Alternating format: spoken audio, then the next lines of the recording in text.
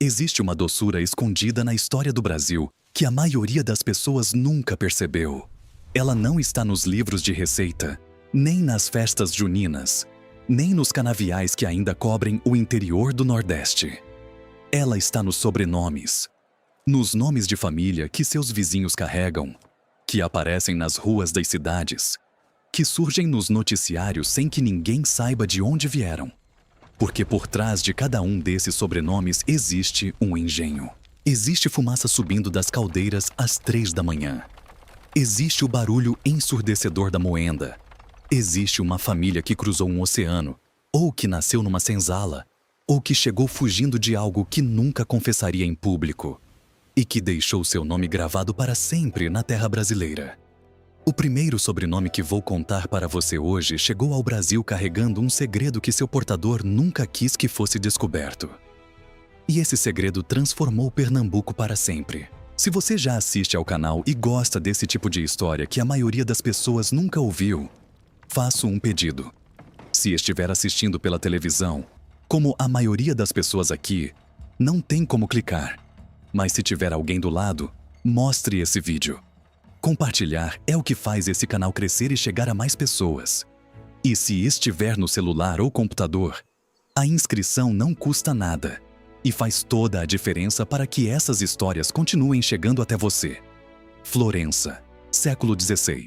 Uma das cidades mais ricas e politicamente instáveis da Europa.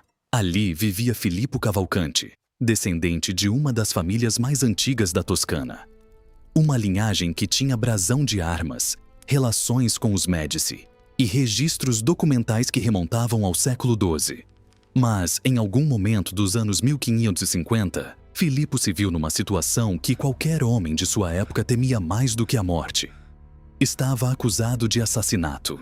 Os genealogistas portugueses deixaram escrito que ele chegou a Portugal homiziado, termo da época para alguém que fugia da justiça, buscando refúgio em terra estrangeira. Portugal o recebeu e o Brasil o transformou. Filippo Cavalcanti atravessou o Atlântico e desembarcou em Pernambuco. Ali, o mercado do açúcar estava explodindo.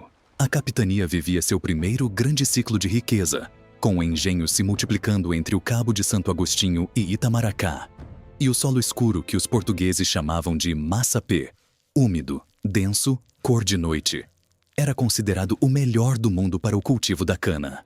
Uma carta do viajante Filippo Sassetti, datada de outubro de 1578 e escrita em Lisboa para um amigo em Florença, descreve Felipe Cavalcanti como homem de grande autoridade e de negócios, estabelecido com comércio de açúcar branco em Pernambuco. Um foragido da Itália havia se tornado um dos homens mais poderosos da colônia em menos de uma geração. Mas o que fez dos Cavalcanti um dos sobrenomes mais famosos do Brasil não foi apenas o açúcar, foi o casamento.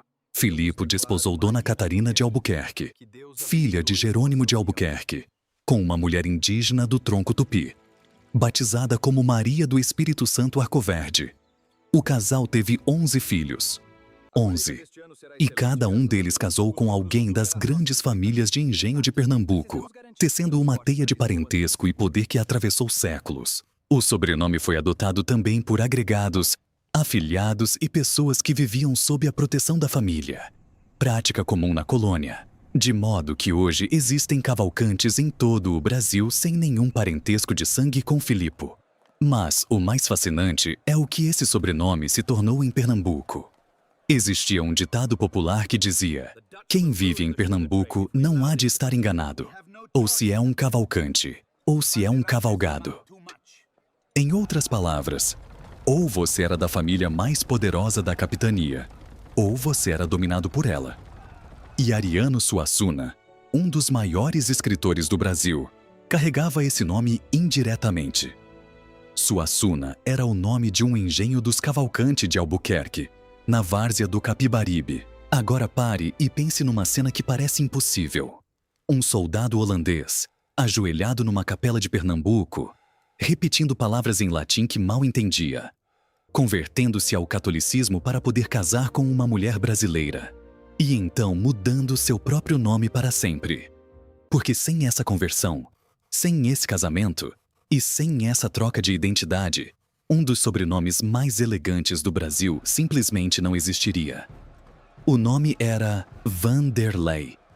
O Brasil transformou em Vanderlei. Gaspar Vanderlei era alemão de nascimento, mas serviu nas tropas holandesas quando a Companhia das Índias Ocidentais invadiu Pernambuco em 1630. Era capitão de cavalaria, homem de nobre prosápia, como o próprio Conde Maurício de Nassau atestou por escrito. Quando a insurreição pernambucana começou a virar o jogo contra os holandeses, em 1645, Gaspar tomou uma decisão que mudaria sua vida para sempre. Passou para o lado brasileiro, junto com outros soldados estrangeiros. Formou o chamado Terço dos Estrangeiros, uma força de mais de 200 homens que haviam chegado ao Brasil sob a bandeira holandesa e que escolheram ficar, lutar pela terra que haviam aprendido a chamar de lar e abandonar tudo o que os ligava à Europa. Gaspar converteu-se ao catolicismo, casou com Dona Maria de Melo, filha de Manuel Gomes de Melo, senhor do Engenho Trapiche, localizado no Cabo de Santo Agostinho, região que hoje pertence à Grande Recife. O Engenho Trapiche era uma das propriedades mais produtivas da várzea do Capibaribe, com canaviais que se estendiam até onde a vista alcançava.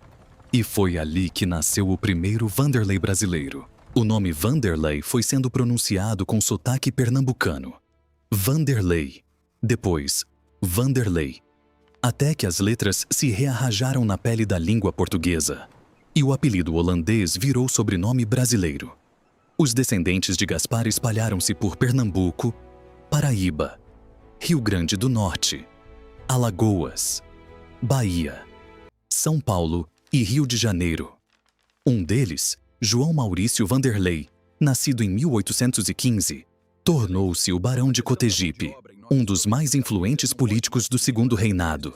Outro descendente, por via feminina e cruzada, foi Aurélio Buarque de Holanda, autor do dicionário mais famoso do Brasil.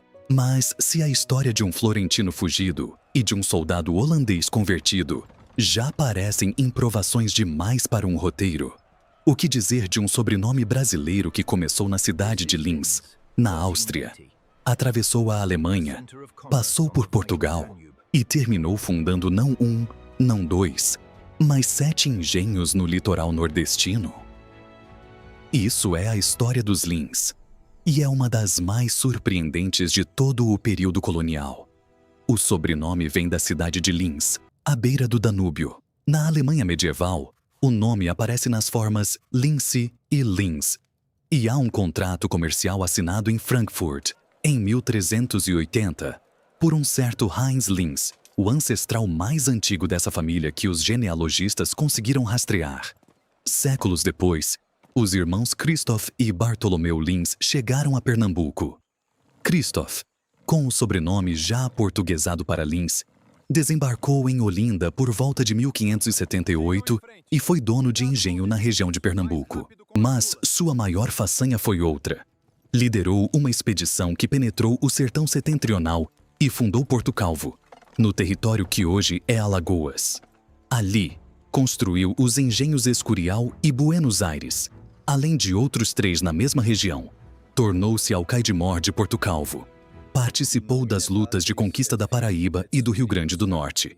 E casou com Adriana de Holanda, de uma família que carregava no sobrenome a própria memória da presença flamenga no Nordeste.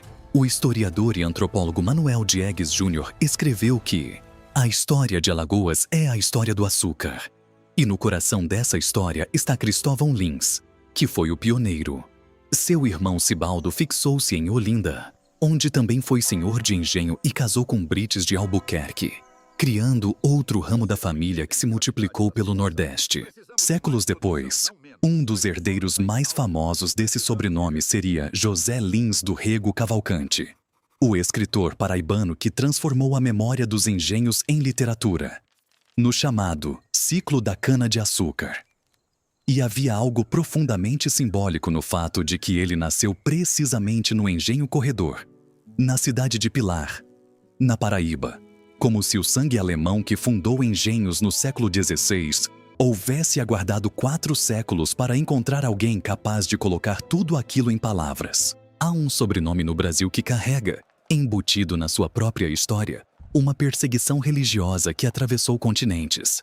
Quem carrega o nome Bezerra talvez nunca tenha imaginado que sua família chegou ao Brasil em 1535, no mesmo navio que o primeiro donatário da capitania de Pernambuco, e que, décadas depois, parte dessa mesma família seria investigada pela Inquisição como praticante secreto do judaísmo. A história dos Bezerra é uma das mais dramáticas e menos contadas da colonização brasileira. Antônio Bezerra. Felpa de Barbuda era natural de Ponte de Lima, no norte de Portugal. Veio para Pernambuco na comitiva de Duarte Coelho, o donatário que recebeu a capitania de Dom João III e que transformaria aquela faixa de terra nordestina no maior polo açucareiro do mundo colonial. Um dos filhos de Antônio, Domingos Bezerra, tornou-se o primeiro senhor do engenho São Pantaleão, situado na várzea do Capibaribe, um dos vales mais produtivos de toda a região canavieira de Pernambuco. O engenho ficou conhecido também como Engenho Monteiro, e Domingos Bezerra foi o patriarca do ramo Bezerra Monteiro, de imensa descendência. Mas havia algo que os contemporâneos sussurravam. Domingos Bezerra era conhecido pelos vizinhos como o Velho Judeu. A família Bezerra pertencia ao grupo dos cristãos novos, judeus convertidos ao cristianismo por pressão da coroa portuguesa, que viviam sob a suspeita permanente de continuar praticando a fé dos ancestrais em segredo. E em Pernambuco, que concentrava uma quantidade expressiva de cristãos novos envolvidos no comércio do açúcar, o Santo Ofício da Inquisição tinha olhos atentos. Muitos membros de diferentes ramos da família Bezerra acabaram condenados pela Inquisição. Algumas famílias buscaram o sertão como refúgio, à distância das cidades costeiras, onde viviam os agentes do Santo Ofício, oferecia uma proteção que o dinheiro não conseguia garantir. Foi assim que o clã Bezerra se espalhou pelo interior de Pernambuco, Paraíba, Rio Grande do Norte e Ceará, deixando cidades com o próprio nome da família. Bezerros, em Pernambuco, nasceu de terras pertencentes a essa família, e o sobrenome, que começou nos engenhos do litoral úmido e quente da várzea do Capibaribe, terminou marcado no coração árido do sertão nordestino. Agora, imagine uma família que chegou a Pernambuco em 1557, fundou um morgado em 1580, e esse morgado durou mais de 200 anos, tornando-se um dos vínculos patrimoniais mais longos de toda a América Portuguesa. Esse é o legado dos pais Barreto, uma família de Viana do Castelo, no Minho Português, que construiu um dos impérios açucareiros mais sólidos da capitania de Pernambuco. João Paes Barreto chegou à capitania de Pernambuco por volta de 1557 e estabeleceu-se na várzea do Capibaribe, a mesma região fértil e úmida que concentrava os melhores engenhos da colônia. Casou com Inês de Guardes, filha de outros proprietários de engenho da mesma região, e em 1580 fundou o Morgado do Cabo, também chamado de Morgado de Madre de Deus, na freguesia do Cabo de Santo Agostinho. Esse morgado, confirmado oficialmente pela coroa em 1603, chegou a reunir vários engenhos sob uma única administração familiar. O que tornava os morgados tão poderosos e tão odiados ao mesmo tempo era uma lei que impedia a divisão do patrimônio. Tudo passava integralmente ao filho mais velho, geração após geração, impedindo que as fortunas se diluíssem. Na prática, significava que os filhos mais novos ficavam sem herança, precisando buscar sua sobrevivência em outras capitanias ou outras atividades. Os pais Barreto foram reconhecidos pela historiografia acadêmica como parte do núcleo duro da nobreza da terra de Pernambuco, ao lado de Cavalcante, Albuquerque, Carneiro da Cunha, Rego Barros e Vieira de Melo. As famílias que controlaram os cargos, as terras e o poder político da capitania durante mais de 2 séculos. O Morgado do Cabo só foi extinto no século XIX, quando o Brasil proibiu os morgadios. Mais de 200 anos de açúcar, de poder e de um sobrenome gravado nas pedras de uma terra que seus fundadores viram pela primeira vez num mapa rabiscado à mão. Existe um sobrenome no Brasil que é ao mesmo tempo português, indígena e militar. e que surgiu de uma das histórias de amor mais improvável do período colonial. O próprio nome carrega o rastro de uma conquista, de uma guerra e de um continente que mal havia sido descoberto. Quando Jerônimo de Albuquerque, fidalgo português, chegou a Pernambuco em 1535 acompanhando seu cunhado Duarte Coelho, o donatário da capitania, ninguém poderia imaginar que ele se envolveria de maneira tão profunda com a terra e com as pessoas que encontrou. Jerônimo teve um filho com Muira Ubi, mulher indígena do tronco tupi, que foi batizada com o nome de Maria do Espírito Santo Arcoverde. Esse filho, também chamado Jerônimo de Albuquerque, nasceu em Olinda por volta de 1548 e se tornaria uma das figuras militares mais importantes dos primeiros séculos brasileiros. O jovem Jerônimo de Albuquerque cresceu em Olinda, estudou no Colégio dos Jesuítas, aprendeu o tupi com os parentes da mãe e o português com os parentes do pai. Essa dupla formação o tornava único num mundo colonial que ainda não sabia muito bem como se relacionar com as populações indígenas. Em 1612, quando os franceses fundaram no Maranhão uma colônia chamada França Equinocial, Jerônimo foi enviado pelo governador Alexandre de Moura para expulsá-los. Após uma série de combates que culminaram na Batalha de Guaxenduba, em novembro de 1614, os franceses foram derrotados. Jerônimo acrescentou ao seu nome o do território que havia defendido, e o sobrenome Maranhão passou a fazer parte da família. Ele morreu no engenho Cunhaú, no Rio Grande do Norte, onde a lápide em sua homenagem foi encontrada séculos depois pelo historiador Olavo Medeiros Filho, encerrada no piso da capela de Nossa Senhora das Candeias. Numa capitania construída sobre cana-de-açúcar, um homem de sangue misto havia deixado seu nome num engenho, e num estado inteiro. Mas nem toda a batalha dos engenhos de Pernambuco foi travada contra holandeses ou franceses.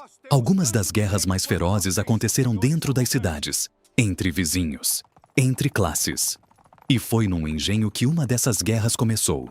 Em 15 de maio de 1645, 18 líderes pernambucanos reuniram-se no engenho de São João e assinaram o compromisso de lutar contra os holandeses. Essa reunião marcou o início da insurreição pernambucana. Mas 65 anos depois, os descendentes desses mesmos senhores de engenho estariam em guerra novamente. Desta vez, contra os comerciantes portugueses do Recife, numa disputa que ficou conhecida como a Guerra dos Mascates. E no centro desse conflito estava um homem chamado Bernardo Vieira de Melo. A família Vieira de Melo chegou a Pernambuco antes mesmo da invasão holandesa, na figura de Antônio Vieira de Melo, fidalgo natural de Cantanhede, em Portugal, conforme registrado na nobiliarquia pernambucana de Borges da Fonseca. O sobrenome se consolidou nos engenhos da várzea do Capibaribe e nas propriedades que se estendiam até Igaraçu. Bernardo Vieira de Melo nasceu como herdeiro dessa tradição, senhor de vários engenhos, governador do Rio Grande do Norte, veterano da batalha que destruiu o Quilombo dos Palmares ao lado de Domingos Jorge Velho, em 1694. Mas o ápice de sua fama veio em 1710, quando a crise do açúcar atingiu seu ponto mais agudo. O preço do açúcar havia despencado no mercado europeu. As minas de ouro de Minas Gerais estavam atraindo os escravizados para longe da zona canavieira. Os engenhos agonizavam. E os senhores de Olinda, que sempre haviam controlado os cargos da Câmara Municipal, recusavam-se a dividir o poder com os comerciantes portugueses do Recife, apelidados de mascates. Bernardo Vieira de Melo liderou os senhores de engenho. Tornou-se o símbolo de uma aristocracia açucareira que se recusava a desaparecer. A guerra durou anos, deixou mortos e trouxe a intervenção direta da coroa. E o sobrenome Vieira de Melo ficou marcado para sempre na história de Olinda e do Recife, como sinônimo de nobreza, orgulho e teimosia. Há um sobrenome que até hoje poucos brasileiros identificam como tendo origem nos engenhos de Pernambuco, mas que carrega embutido em suas letras uma das histórias mais fascinantes da nobreza colonial. O sobrenome Rego Barros. A família chegou a Pernambuco a partir de Viana do Castelo, em Portugal, a mesma cidade que deu origem aos pais Barreto. como parte de uma leva de famílias de foros de nobreza que vieram ocupar as melhores terras da capitania nas primeiras décadas da colonização.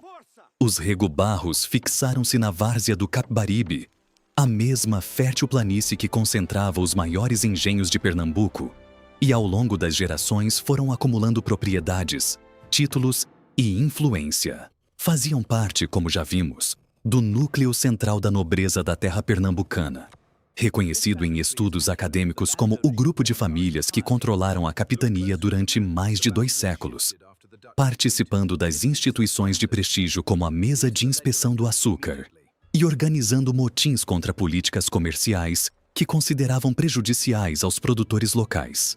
O que torna os Rego Barros particularmente interessantes é o que aconteceu com esse sobrenome séculos depois. No século XIX, Francisco do Rego Barros tornou-se Conde da Boa Vista, um título imperial que consolidava, na linguagem da monarquia brasileira, uma fortuna que havia sido construída, tijolo por tijolo e canavial por canavial, nos engenhos coloniais que existiam desde antes de o Brasil ser Brasil. O Conde da Boa Vista governou Pernambuco na primeira metade do século XIX e deixou seu nome no bairro Boa Vista do Recife, um sobrenome de família que virou endereço, que virou bairro, que virou parte da cidade. Quantas pessoas passam pelo Recife hoje e nunca param para pensar que aquele nome de bairro começou num engenho? Agora chegamos ao sobrenome que talvez mais diretamente conecte a história do açúcar à identidade cultural de Pernambuco, e que deu nome a um engenho que, por sua vez, deu nome a um dos maiores escritores brasileiros. O engenho Suassuna ficava na várzea do Capibaribe e era propriedade dos Cavalcante de Albuquerque. Mas o nome Suassuna não é português. É tupi. Em tupi, Suassuna significa algo próximo de pedra branca, ou clara pedra. Um nome indígena carregado por uma família italiana que havia chegado fugindo da justiça de Florença e que agora nomeia engenhos em Pernambuco, herdando palavras de um povo que os colonizadores haviam tratado como adversário. Os filhos do Selwar Suassuná, como o proprietário do engenho era chamado, tornaram-se figuras centrais da política brasileira no início do século XIX. 4 irmãos do ramo Cavalcante de Albuquerque do engenho Suassuna participaram da junta governativa de Pernambuco após a independência. Chegaram a ocupar 1/3 das vagas do Senado Imperial e estiveram diretamente envolvidos na abdicação de Dom Pedro I nas eleições para regente e na Revolução Praieira de 1848. Tanto influência que uma expressão popular circulava pelo Brasil do século XIX. Diga-se que, se Dom Pedro II resolvesse fundar uma dinastia brasileira, nenhum clã teria mais estirpe para apresentar uma esposa do que os Cavalcante de Albuquerque de Pernambuco.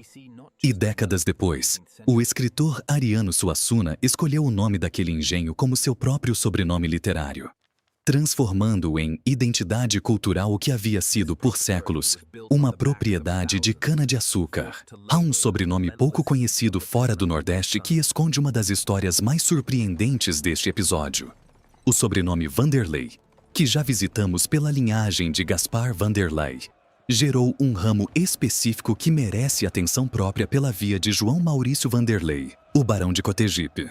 Nascido em 1815 na Bahia, filho de uma família que havia descido de Pernambuco, João Maurício formou-se na Faculdade de Direito de Olinda, a mesma que formaria gerações de políticos nordestinos, e tornou-se um dos homens mais poderosos do Segundo Reinado. Foi presidente de província, senador, ministro, e chegou à presidência do Conselho de Ministros entre 1885 e 1888, governando praticamente como um primeiro-ministro no período mais delicado do Império, quando a questão abolicionista dividia o país. Era descendente direto de Gaspar Vanderlei, o holandês que havia trocado seu nome por amor e por terra. Do engenho à Câmara Imperial, do Vanderlei ao Vanderlei, do Vanderlei ao Barão de Cotegipe, a distância entre um soldado holandês num campo de batalha pernambucano e um senador imperial no Rio de Janeiro era de pouco mais de 2 séculos e de um sobrenome que o Brasil fez seu.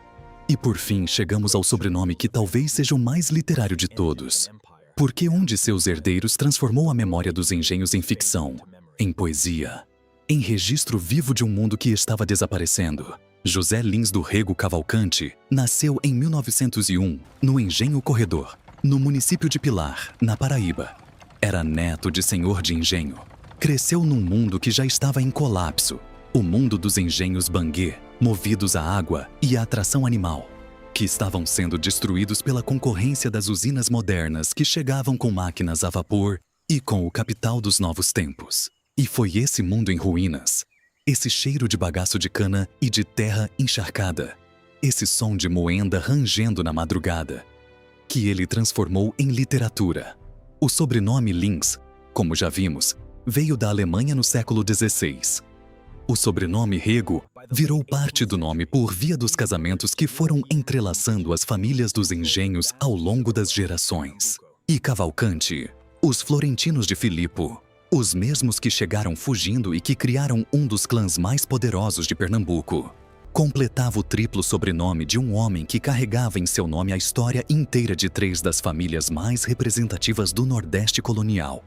José Lins do Rego Cavalcante morreu em 1957 no Rio de Janeiro, mas deixou vivo, na literatura, aquilo que os engenhos não puderam sustentar: a memória de um Brasil que existiu no cheiro do mel cozido, no cansaço das longas safras, na fumaça subindo das caldeiras às 3 da manhã. O açúcar foi a primeira grande riqueza do Brasil, antes do ouro de Minas, antes do café de São Paulo, antes do petróleo e da soja. Foi a cana que financiou a colonização, que atraiu os ambiciosos e os desesperados de meia Europa, que movimentou os navios negreiros no Atlântico e que definiu quem teria poder e quem seria dominado nessa terra que ainda estava aprendendo a chamar-se de Brasil. E o que ficou desse tempo não está apenas nas ruínas dos engenhos que ainda resistem no interior do Nordeste. A cal esfarelando das paredes das casas grandes. A ferrugem tomando o que sobrou das moendas. As capelas onde gerações inteiras se casaram e foram enterradas. O que ficou está também nos sobrenomes. Nos nomes que as pessoas carregam sem saber de onde vieram. No Cavalcante, que descende de um florentino fugitivo. No Vanderlei, que descende de um holandês convertido. No Lins, que veio da Alemanha e fundou 7 engenhos em Alagoas. No Bezerra, que correu da Inquisição para o sertão. No Paes Barreto, que construiu um morgado que durou 200 anos. No Albuquerque, Maranhão, que nasceu do encontro entre Portugal e o tronco tupi. No Vieira de Melo, que liderou a última grande revolta da aristocracia açucareira. No Rego Barros, que virou bairro no Recife. No Cavalcante de Albuquerque, que deu seu engenho para a literatura. E no Lins do Rego, que transformou tudo isso em palavras que o Brasil ainda lê. Na próxima vez que alguém ao seu lado apresentar um desses sobrenomes, pergunte de onde a família veio. Porque a resposta, muito provavelmente, começa numa chaminé fumegando no litoral de Pernambuco, numa moenda girando no calor da tarde, num engenho cujo nome o Brasil foi esquecendo enquanto o sobrenome ficava.